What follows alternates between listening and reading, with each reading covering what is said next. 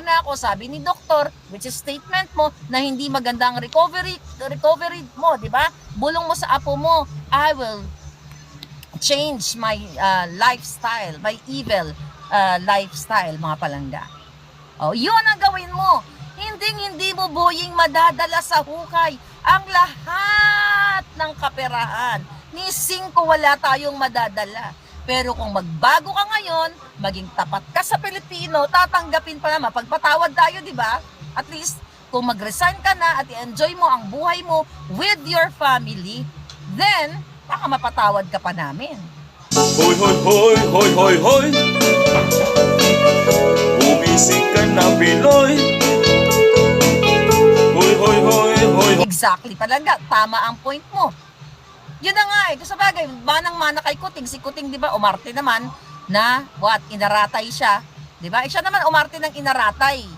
Remember, nagkubid-kubid ran ang gago. Tapos si Bonjing naman, umaarte na hindi inaratay. Krong-krong talaga mga inayupa. Nakita nyo? Okay, maganda yun ah. Okay, Roy, na bagong lipunan. Roy, ito, i-echo natin to, Roy. Si Boying, umarte na hindi inaratay.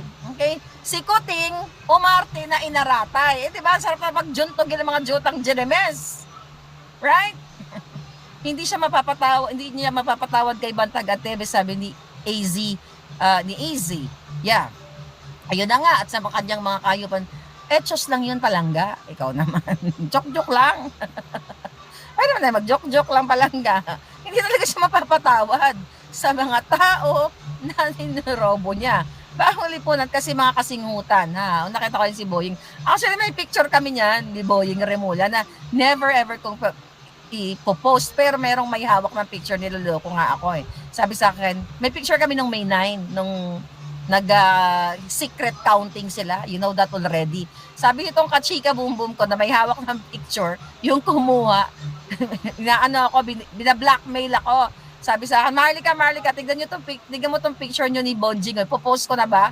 Kasi loko ka, pag yan pinost mo, ikaw nasusunod na balljack. But I really don't care kung ma-post yan or hindi. Pero ako lang, as, ayoko madamay sa kajayupan nila, pwede lang burahin ko na ng bongga-bongga yung picture na yun. Hindi ko pinost yun eh. Pero kung lumabas man yung picture, I really don't care. Diba? Ang dami kong picture kay Kuting, lahat. Pero nanindigan tayo sa tama, mga palangga. So, bad karma is real sa mga politicians, gahaman.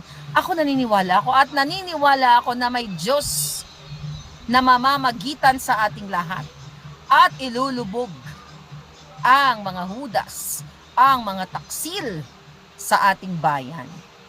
So, Boying, gusto mong mapatunayan na fake news kami nila General Macanas, kami nila Roy ng Bagong Lipunan. Kung fake news kami about sa inaratay ka, daputin mo ng telepono mo, binibilangan kita. 12 oras ka binibigay ka. Magsalita ka.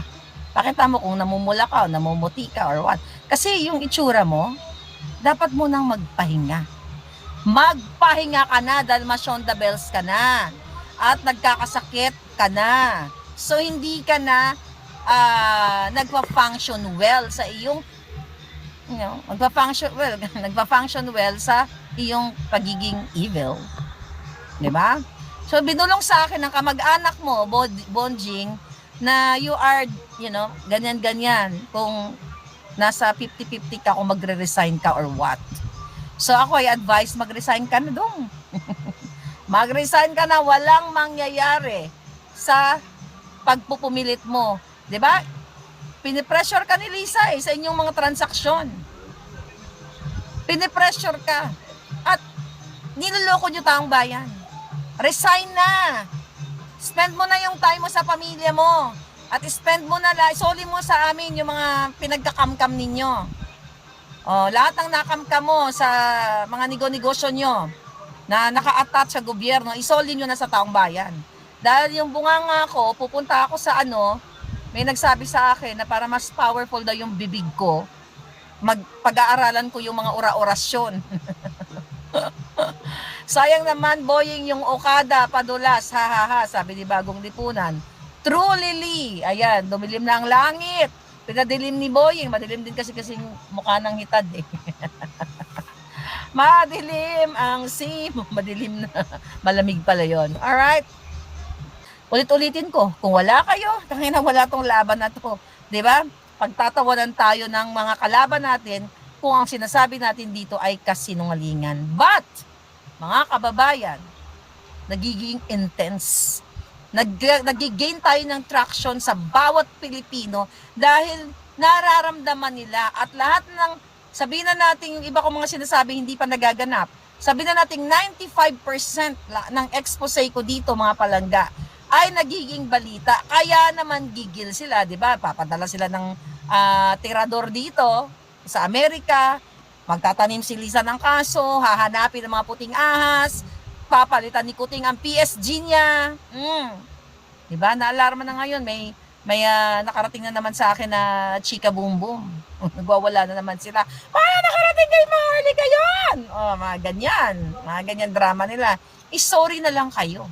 The more na binababoy nyo ang Pilipino at ang bayan, the more yung mga taong nakapaligid sa inyo ay talagang mag-aaklas, lalabas ang impormasyon para yung agos ng tubig sa falls o sa batis na taharangan mo man, aalpas at aalpas yan.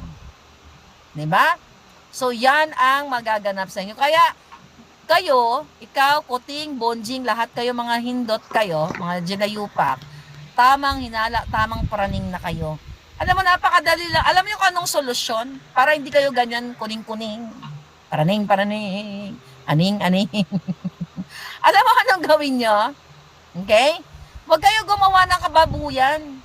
Huwag kayo magnakaw, huwag kayo mag-collect ng bagbag money, huwag kayo magpanalo sa loto, huwag itigil yung smuggling business nyo, polboronic nyo, then gagawa kayo ng tama para sa mga Pilipino. Sa pagising nyo sa umaga, ang agenda ninyo para tulungan ang Pilipino, hindi para pahirapan. Walang puting ahas na makakarating kay Maharlika kung gumagawa kayo ng tama sa bawat ahensya. Kaso, putang ina, si Kuting, si Lisa, lahat na sa kamag-anak niya, ay nilalagay sa ahensya ng gobyerno at may nakarating pa sa akin, eto, hindi lang ito, matagal na tong issue na to, hindi lang ito sa kampo ni Kuting, kundi lahat ng, I'm not saying lahat ng politiko, majority, may mga ghost employees pa kayo. May bonus, may every month na sweldo na hindi naman nagtatrabaho ng mga kamag-anak ninyo, mga katulong ninyo. Ito mga palangga, kaibigan ninyo, matagal na tong issue na to pero walang ginagawa na investigation ang mga senador kasi ang ibang mga senador may mga ghost employees sila. Ibig sabihin mga palangga, habang kayong mga OFW ay nagpapakahirap sa pagbabanat ng buto, kayong mga construction worker, kayong mga tindero-tindera na nagpapakahirap gumigising ng umaga para kumita ng ng 500 a day.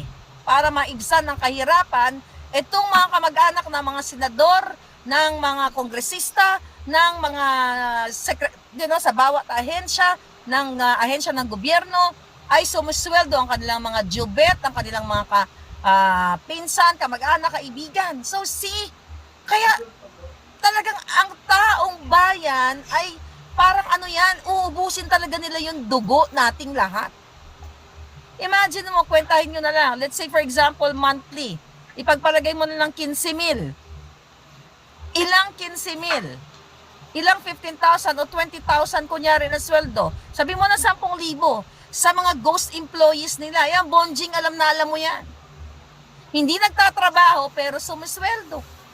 Sana yung mga perang yan, again, para sa livelihood program, sa lahat sa ating mga kababayan. Alam mo, sabi nga, nakakapagod, hindi na magbabago Pilipinas. Pero hindi ako naniniwala na hindi magbabagong Pilipinas. Darating ang panahon na pag mayroong umupo dyan sa Malacanang na totoong leader, dyan niyo ako umupo. For the heck lang. Ito sinasabi ko to kahit sa mga kwentuhan, Sabi kung ako ang dyan, kung ako nakaupo dyan sa Malacanang, ilalive ko lahat. Ito ang ating pondo ngayon. Itong 5 million, 10 million, dadalhin natin kay ganito, kay ganyan na barangay. Ito, ganyan-ganyan. Hindi ngayon, wala kang nalalaman. Ang sabi ni Kuting, 1 million houses. na programa niya? Nasa na yung 1 million niya? Ang inilagay niya, kawatan na si Acusar. Kung ako nandiyan dyan nakaupo, napakadali lang solusyonan. Kahit mga oligarchs na yan, na mga jutang ginimes, kahit sumuporta yan sa akin, liligwakin ko lahat yan. Kala na si Pangulong Duterte, baka malala pa ako kay Duterte. Yung bunganga ko. Yeah. Jajampalin ko kagad kapag nagnakaw. O, ikaw, tangina ka, o. Sorry. Meron ka nung balon, ano? Ito lang naman ay mga wishful thinking ko. Kung ako ay nandiyan dyan, magpapahukay ako yung instead na magpa-renovate si Lisa ng ano dyan, ng mga tambayan ng presidential, ng Malacanang press corps. Okay? Nagtitrain siya ng mga, tinitrain niya yung mga cook, mga chef. Okay? Mga dyan sa Malacanang, mga palangga. Ay, yeah. Alam mo, gagawin ko, maghukay ako dyan. Wishful thinking lang to. Maghukay tayo ng bangin. Sa bawat magnakaw, tutulak ko sa bangin. Gusto nyo ba yon? Ubus lahat yung mga yan. Magdideklara ako ng executive order. Number 1. Lahat ng magnanakaw, ilalaglag dyan sa hinukay kong bangin sa Malacanang. Tingnan ko lang kung di mapuno yan. Tulak ko lahat. Di ba? Para maubos na. Walang takot ang mga jutang ginimes. Di ba lahat nalulusutan nila sa pag-caught in the act, boom. O, di ba? Next. Di ba? Sunod naman. Secretary of Bangin, sabi ni, gusto niyo ba yun? Naging secretary ako ng Bangin. O, pag nangyari, si Pinky Romualdez ng DSWD.